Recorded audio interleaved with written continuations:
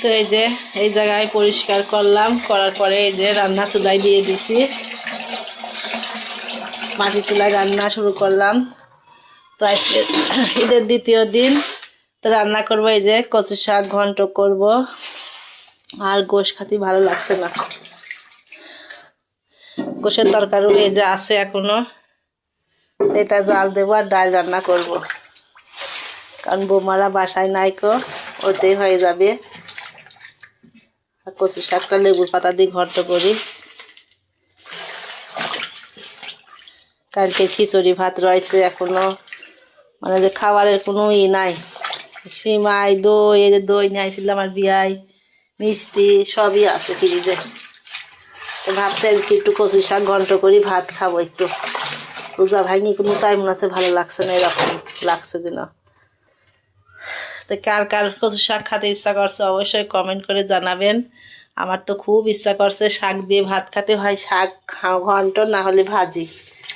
ভাজি শাক এখন আর এখানে পাওয়া যাচ্ছে না, তার জন্য আমি এই যে শাক তুলে নিয়ে আসলাম। আমার বাড়ির আশেপাশে অনেক কচুর শাক, শাকের কোনো নাই।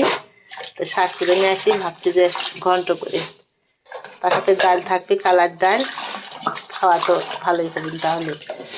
তাই কচুর শাক নিয়ে এসে এই যে ধুয়ে নিই। আমার মোবাইলে কিন্তু অনেক সময় কথা,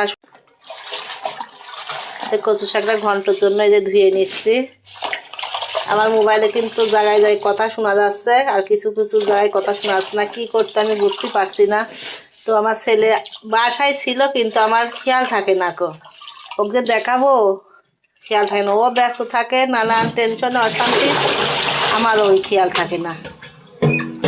তো দেখে আসুক আজকে না আসবেনি, দু একদিনের ভিতরে যাই হোক আসলে পারে আমি দেখাবো আমার মোবাইলে কী সমস্যা হয়েছে। তো কিছু কিছু কথা শোনা যায়, কিছু কথা শোনা যায় না, বুঝি না কিছু। প্রথম চালু করলে তো শোনাই যায় না কথা, এরকম হচ্ছে কি করছি, সালাম দিয়ে একটা সালামও শোনা যায় না।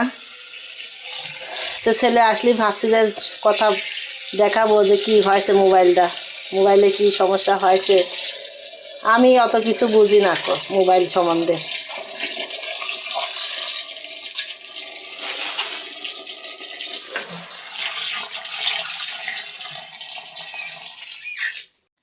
তো এই যে আমি ভাত বসাইছি, ভাতটা কিন্তু উতলাই গেছে, ফুটছে ভাত। মাহিন মারাও আজকে নাইকো, ওরা নানির বাসায় গেছে।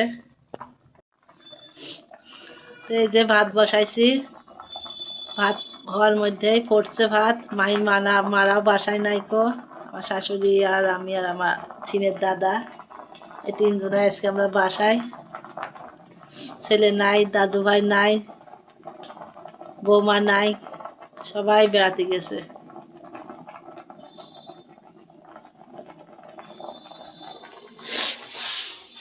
সকালে উঠে যে কাপড় চোপড়গুলা খাইছি ধুয়ে সব নাড়িয়ে দিলাম। বৌমারটা, ছেলেরটা, আমারটা, নাতিরটা, সবাই তাই আছে। তো শুকাই গেল, ম্যাগ ম্যাগ করছে, এই যে আকাশে মনে আছে ম্যাগ লাগছে, আবার বৃষ্টি হবে, 3 দিন বলে বৃষ্টি হবে শুনলাম। এই দেখেন আকাশে মেঘলা মেঘলা, রোদ নাই, তাই মানে সময়তে রোদ বের হচ্ছে না, ঠিক নাই।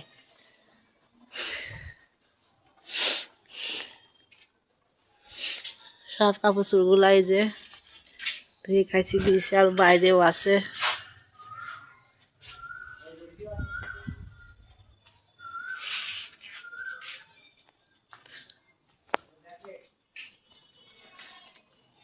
আমার এই জায়গায় কিন্তু এই ফুল গাছটা জন্য খুব ভালো লাগে। শাকের জন্য আমি এখন ঝাল পেঁয়াজ কাটবো, কাঁচামরিচ, পেঁয়াজ, রসুন এগুলা কেটে নিই।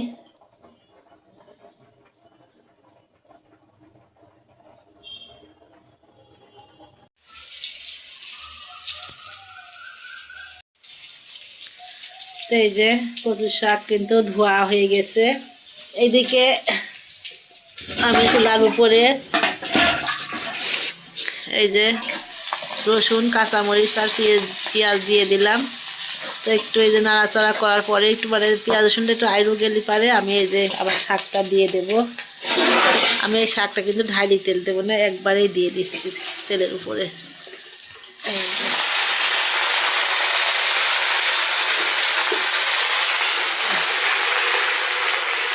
সামান্য একটু পানি দিয়ে দেব।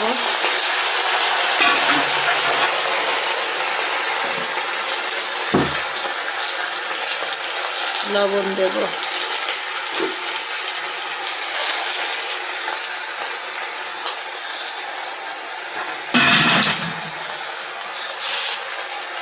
শাকটা আমি আঠা আঠা করে ঘন্ট করব। শাক ঘন্ট দেখবেন পানি পানি কেমন যেন থ্যারি নেই, ওই ঘন্ট কিন্তু ভালো লাগে না। যত আটা আটা হয় তত ভালো লাগে কিন্তু শাক ঘন্ট।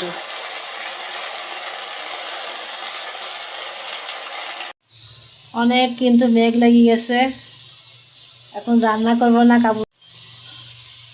অনেক কিন্তু মেঘ লেগে গেছে, এখন রান্না করব না, কাপড় চুপড় তুলবো সেই চিন্তা করছি। এই লেবুর পাতাটা কিন্তু আমি এই সময় দিয়ে দিলাম। এই দেখেন, মানে পানি যখনই শুকাই আসবে একটু একটু থাকবে তখনই দিয়ে দিতে হবে। এই যে দিয়ে দিলাম। দেখা যাচ্ছে নাকি জানি না, এই দেখেন 3টা লেবুর পাতা দিয়েছি, অল্প শাক তো।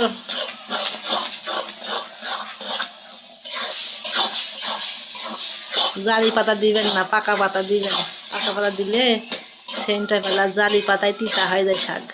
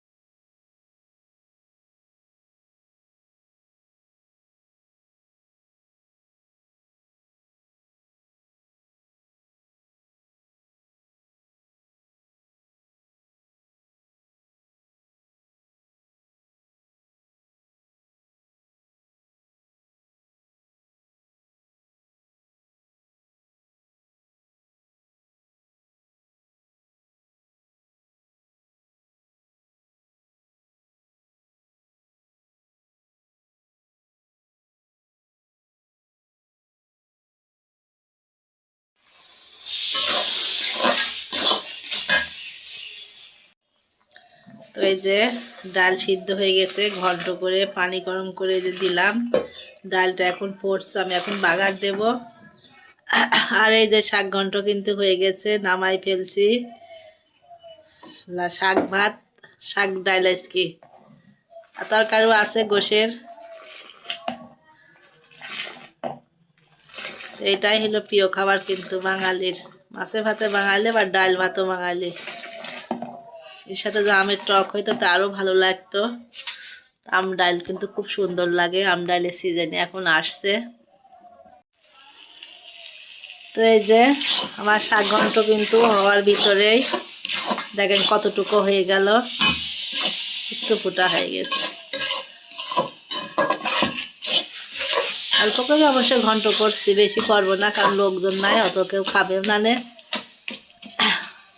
সিনের দাদা তো খাবেই না নে গ্যাসের জন্যে, কচু শাক খালি তার গ্যাস হয়। আমি আর আমার শাশুড়ি খাবো খালি।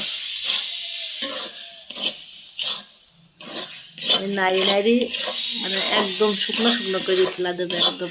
কচু শাক যত আটা আটা হয় তত স্বাদ হয়। অনেক মানুষ এই চাইতে নরম থাকতে এবার নামাই ফেলে, দেখেন এখনই নামছে না মাটির থেকে।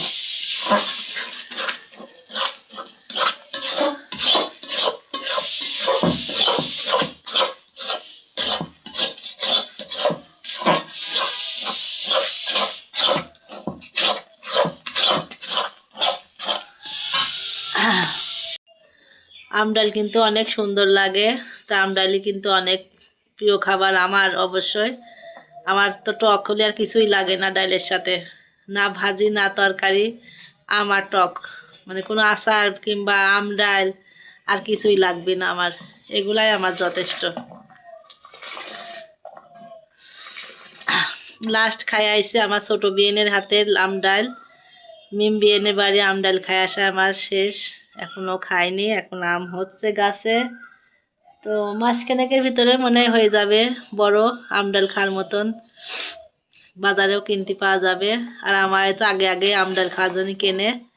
আর একবার শিন পেটেছিল, তো একদিন খালি বৌমা কয়েছে যে আমার আম খাতে ইচ্ছা করছে, সেই নিচে সে করি খুঁটি একদিন কাটি দিলাম। তারপরের দিনও শ্বশুরে জানালাম, শ্বশুর কেজি কেজি আম কিনা শুরু করে দিল। কারোর ঘরে আম আসেইনি, তাই আম টক খাওয়ার জন্যে। তো এবারও আমার গেটের উপরে তাড়াতাড়ি আম নিয়ে আসে, গেটে পর না আসলেও বাজারে গেলে ওরে বুলে দিলেও আইনি দেয়, সমস্যা নাই। তো এখন এই যে আমার ডালের বলক উঠে গেছে, আমি এখন বাগার দেব।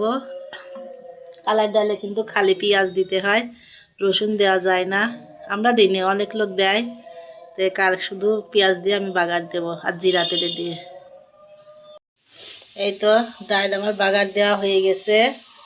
এখন আমি ঘরে যে গোশটা রান্না আছে ওই তো আলু দেবো ভাবছি, কালকে আলু দেওয়া হয়নি, তো আলুটা আমি এই যে তেলের উপর দিয়ে ভেজে নিচ্ছি, নিয়ে প্রেশারে একটু সিজ দিয়ে ওই তরকারির ভিতর দিয়ে দেবো, নাহলে আর তরকারির ভিতর সিদ্ধ হবে না, এই ঝুলে দিলে। এই তো দিলাম হলুদ আর শুকনো মরিচের গুঁড়া, শুকনো মরিচের গুঁড়া দিলাম, দিয়ে একটু তেল দিয়ে ভেজে নিচ্ছি আমি। যে আলু ভাজিয়ে যে আমি প্রেশারে সিজ দিয়ে আসি তরকারির ভিতর ঢেলে দিলাম, এই যে সিদ্ধ হয়ে গেছে। একটু ফুটলে পারে ঠিক হয়ে যাবে না।